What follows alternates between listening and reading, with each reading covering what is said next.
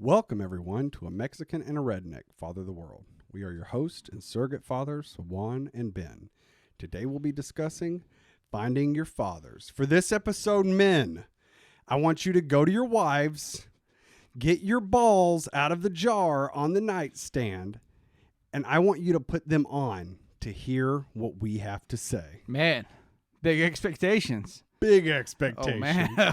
Okay. Because I went to my wife and I told her to get my balls out of the jar on the nightstand, and I put them on to be here to do this one. Yeah. I do that whenever we come to record. I'm like, hey, baby, I'm going to need my balls today. I'm going to need my balls. We're going to record. Go get them for me, please. This is going to be a big one. It's going to be. Oh, gosh. Oh, man. Oh, that's so funny. But it's so true. You do need to have your balls on for these because this is going to be an important topic.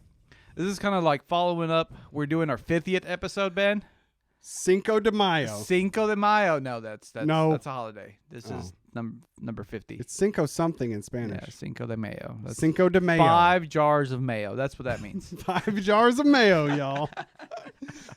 No, the 50th episode. We're number 50, man. I was like, I never thought we would get here, but somehow I knew we would. Over the hill.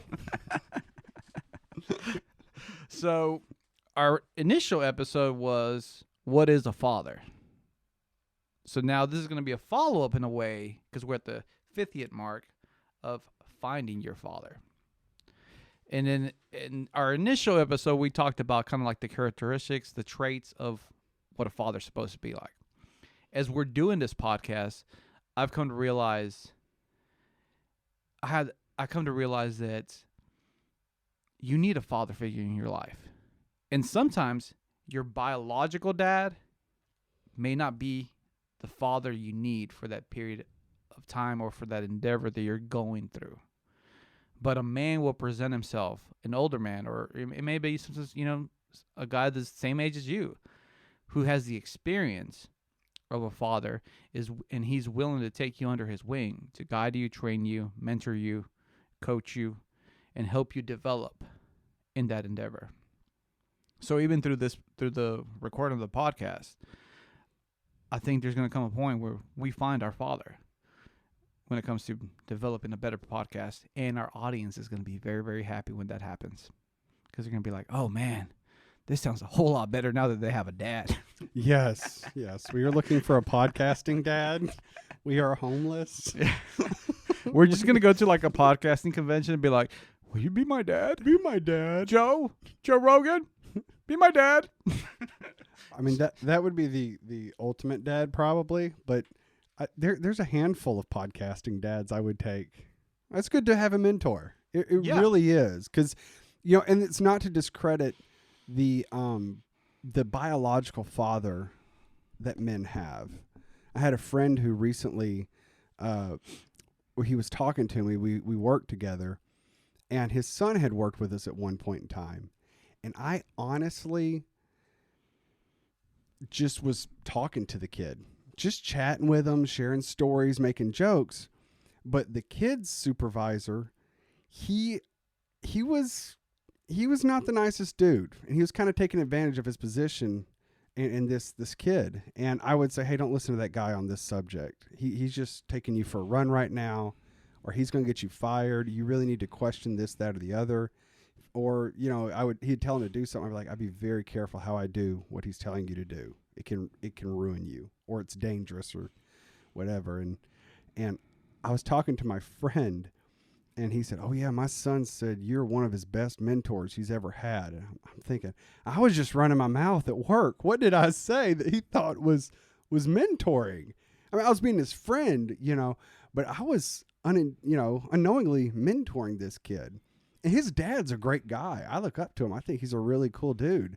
But little did I know, man, I'm mentoring his kid. And it's just to say that I had something that kid needed at that time, and it wasn't to take anything away from his dad, but just at that time and place, I happened to be the guy that gave him the guidance he needed for that period. And I've experienced that myself as well. Yeah.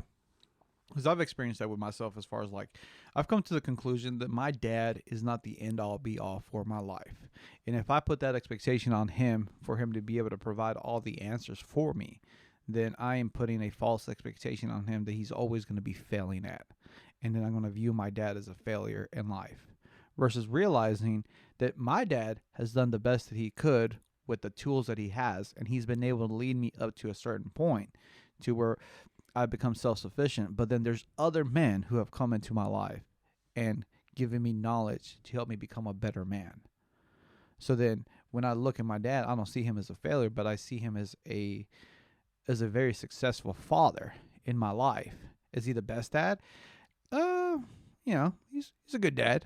I'm glad I have him, But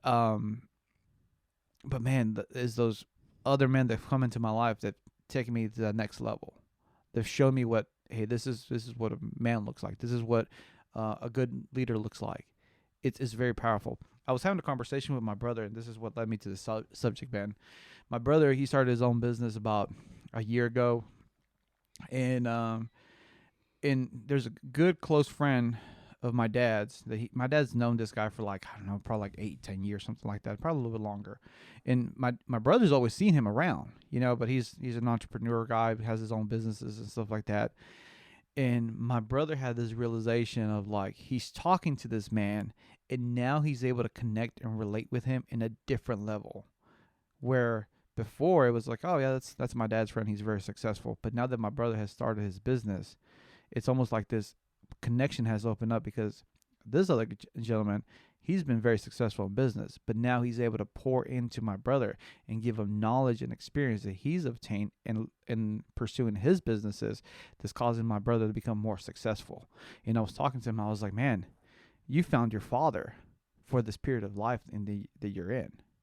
He's not replacing our dad. He's not going to replace your dad. He's still, he's not dad, but he's your father figure for this period of time that you're going in. And he's like, man, I never, like when you put into that perspective, it's like, wow, that's so cool. Because then what is a father? A father is loving. He's kind. He's the guy that, when you fall down, he's not necessarily going to say pick you up and cuddle you, but he's going to say hey, get up, dust yourself off. Come on, let's keep on going. Well, he's going to give you what you need in that moment. Yes. When you were 0 to 18, your father knew you needed a house. You needed some level of guidance. You needed food. You needed safety. And he gave you those things to the best of his abilities. But as you're older now, as your brother is older, shout out to your brother, whichever one it is. I don't know his name. You want to give him a shout out, or shout out to Antonio? Antonio. It's the worst shout out ever, Juan. Hey, Antonio. Hey, Antonio. Love you. But as you get older, your dad can't give you maybe that specialized training you need in your career. But you can find an older man who can, like your brother Antonio is experiencing right now. He's getting that specialized training, and that's what he needs right now. And it's identifying, this is my need. And when someone comes along and gives you that legit need, then you're like, yes, thank you for that information. Thank you for that guidance. Thank you for that connection, whatever it may be. Because it's going to look different as you get older. But, it's so neat, as far as that, because it made me think about how a lot of the times we're looking for something, and we're looking all over the place, but then we don't realize that it's right in our own backyard. Like that guy, he's been there this entire time, and it's just he showed up. And I think about men out there who are so angry at their dads because they're not this, they're not that, but then they fail to see that the person that they've been looking for, is there. That mentor at work is there. That person is willing to pour into your life and help you become a better person is there, but you're hanging on to that pain. You're hanging on to that regret. You're hanging on to that anger of oh, well, my daddy didn't hold me enough. My daddy didn't do this enough for me. It's no, forgive him. Move on.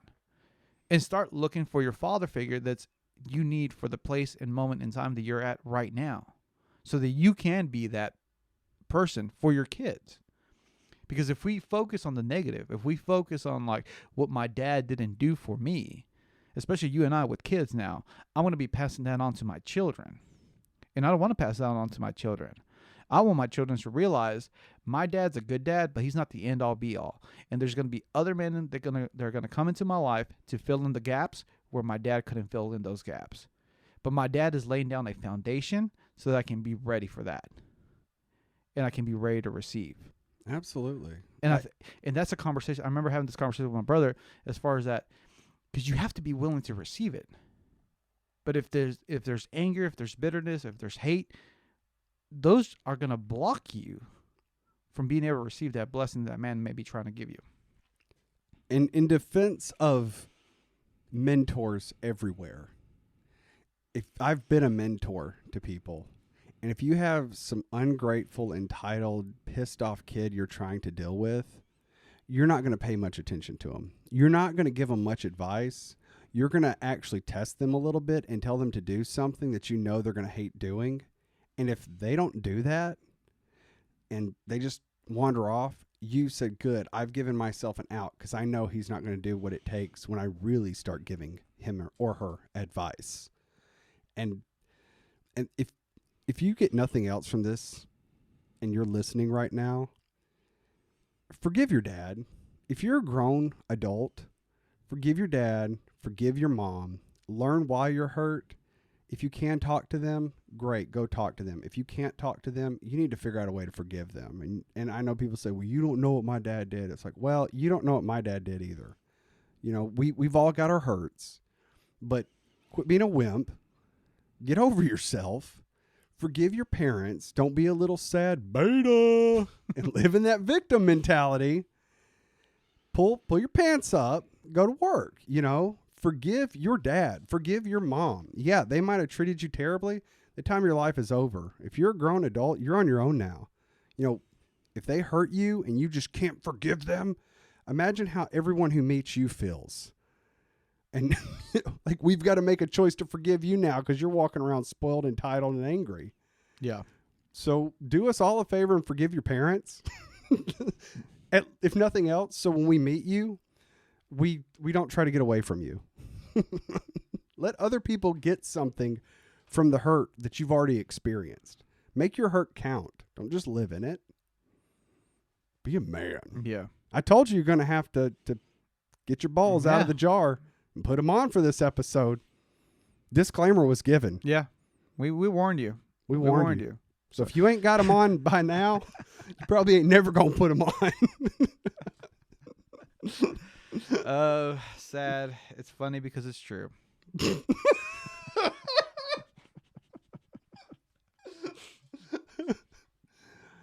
But no, man, anyways, just, I guess in closing that, you know, it's so true what you said right there, Ben.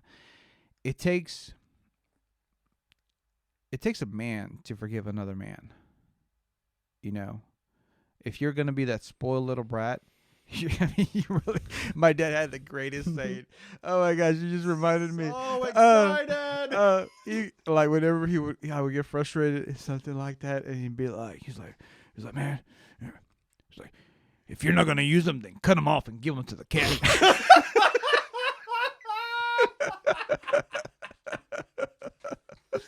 Because your balls are about as useful as a cat's play toy. I remember when I couldn't do something, like I couldn't pick something up that was like really happy or like super. Like I remember like something was really heavy and like I couldn't pick it up. He'd be like, if you can't pick that up, then cut your balls off and give them to that cat.